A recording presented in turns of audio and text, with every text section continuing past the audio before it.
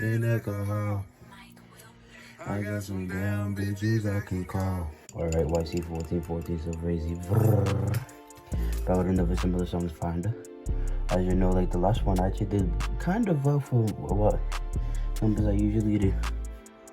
And which I'm happy about that. 50 views in 2 days, but we need 50k, but that's why we're doing it all day.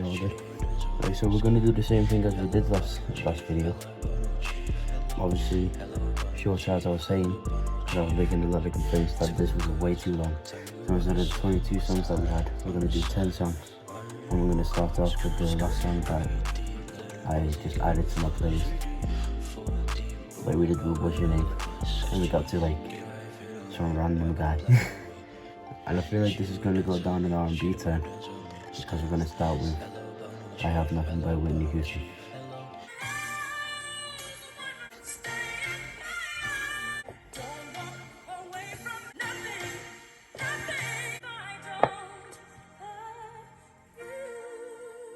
The song has a 3/4 time signature, which allows Whitney's vocals to get powerful and melancholic.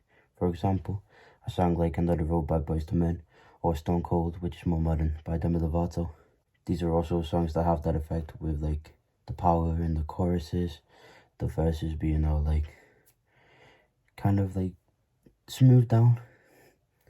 You know what I mean? Like that's the melancholic shit of it. And I say like 3/4 is most commonly used in R&B songs. I feel like this gives Whitney an aesthetic which keeps the song dynamics. 3/4 is most commonly used in R&B songs. I feel like this gives Whitney an aesthetic which keeps the song's dynamics and attention for a long ass time. Not like it's like 4 minutes or so, 5 minutes, whatever. The structure is interesting. I feel like the people that made the song actually gave a fuck, and that like they were scientists at this shit, because how the fuck can you, like, what the fuck? I'm working with the vibe already. It's got reverb on the vocals, smooth ass, but also ear candy as well. So the song in general, it's got the high keys with the strings, R&B vocals obviously, but reverb, which gives the shit an aesthetic. It's really weird though at the same time, but we're just gonna let them do their thing.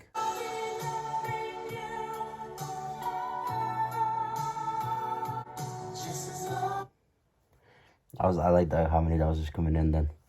But this reminds you of Phil Collins, but the singers are kind of weird with it at the same time. It works at least. But if you're wondering why I said Phil Collins, it's because obviously the reverb is very Phil Collins. And I guess like the chorus, the way that this whole shit sounds, it's like the drum fill as well.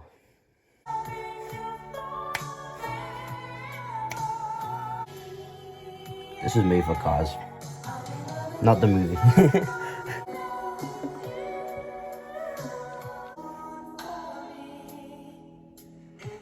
I wonder, did notice like when you go back in like time and shit, and you listen to R&B songs, they'll always have like this like guitar slide. I feel there was more bass, but do you always catch that? Or a water drop. This one's in 4/4 this time. I feel like all the shit that I said about this song is true, bro. And it's another New Kids on the Block song. Okay.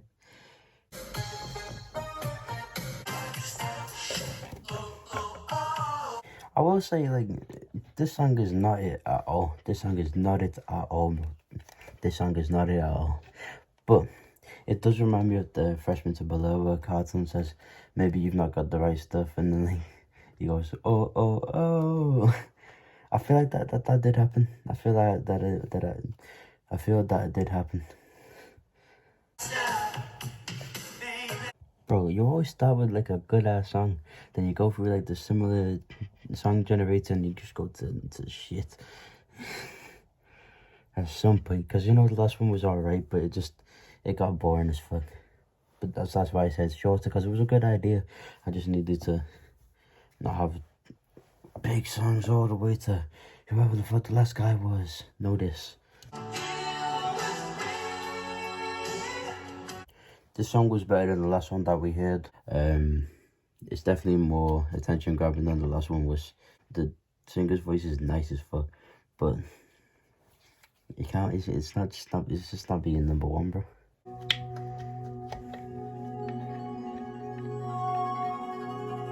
I did like that intro. I feel like our generation could do that better though.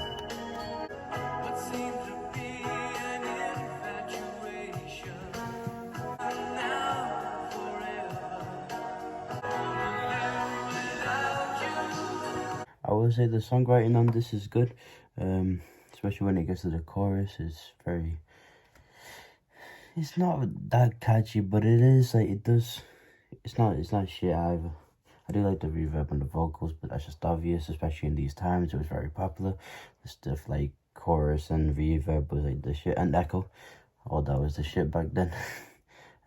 Apart from like synthesizers, you couldn't really use synthesizers because people would have even on the vinyls like no synthesizers included or some shit like that. But this starts off with a synthesizer, so you know what I mean. It is nice. It is nice. I noticed as well when it gets to the verses, like the snares will go quieter, but then when it gets to the chorus, they want it more heavy, like boom. So I feel like it's more to do with the dynamics as well, or timbre. You're getting the verses, you're just trying to focus on the lyrical, or they're trying to make you focus on the lyrics, or just even just atmosphere, aesthetic, vibe, whatever. The verses will be more chill than the chorus, so then when it gets to the chorus will actually hit and be more effective, more catchy, because they do have like a lot of shit going on in the choruses.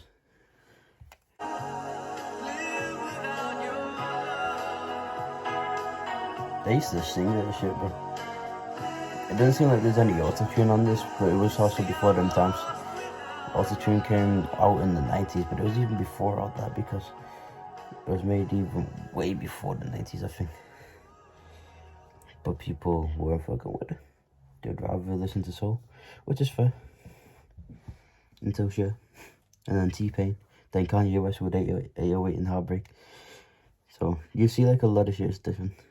But even like, we'll even go back, like listen to An Evening with Chosic. That's a lot of stuff from the 70s. But they made it 2 years ago. That's crazy. 2 years ago was crazy. Y'all know this one.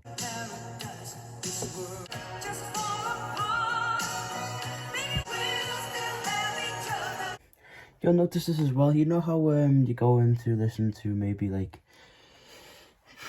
a rap song, whatever you want to listen to, especially if it came out nowadays. If you listen to maybe, this is more common in older R&B or older pop songs or older rock, whatever. You get like choruses, one flow, but then the voices are always the same flow as well. When now we get like the chorus is the chorus, so that would be the same flow. But the verses always change.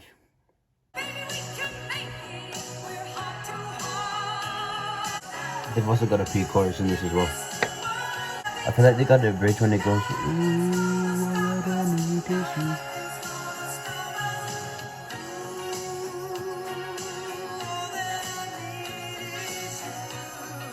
I think that's a bridge. Guitar solo.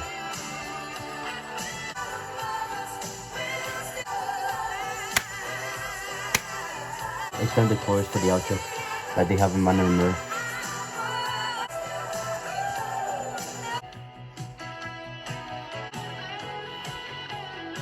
Bro, I'm gonna stop that right there. It's getting really fucking boring. It did not grab my attention at all.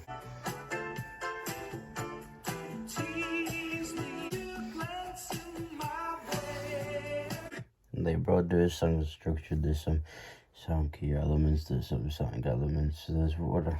This shit just ass, bro. Very smooth, I like this one. It's very laid back, bro. I do like the guitar. I like the whole tone of this, but that was very fair. We in Geneva waters, baby. Yeah. DJ Drama. There's some shit, bro. There's some shit.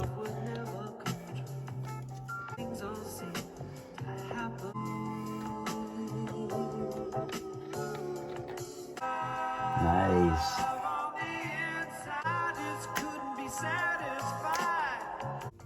Sweet, guys. I don't know. I'm just vibing with this one, bro. I just added this to my playlist, but hopefully before the next video, you know what I mean, so we don't get stuck in. This has like, do you know Bill Withers? It reminds me of Bill Withers, bro. This that shit, bro. This that shit, bro. Yeah, this that shit right there, bro. Because now we're on 10, 9, 8, 7, 6, 5, 4, 3, 2. This is the last one. Just a little bit crazy. Maybe like it's very depressing. Maybe boring as hell. We don't know. So I've seen you before. I've seen you for the first time by Jim Messina. But that's the song that we just listened to. I feel like we just draw it there. That's why I see 14 is 14 on crazy. But before we end this video, motherfucker, maybe we have to rank all the songs. We only got... We do have 10 songs to rank at least. So number 10, we got All Right.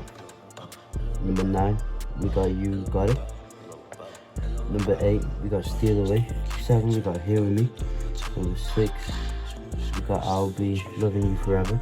Number 5 is I Don't Wanna Live Without You. Number 4 is Just a Song Before I Go. Number 3, That's What's Gonna Stack Us Now. Number 2, Seeing You for the First Time. Number 1, I Have Nothing. And that is why C1414 so crazy. Run up the stats, subscribe, like, view, whatever. Love you.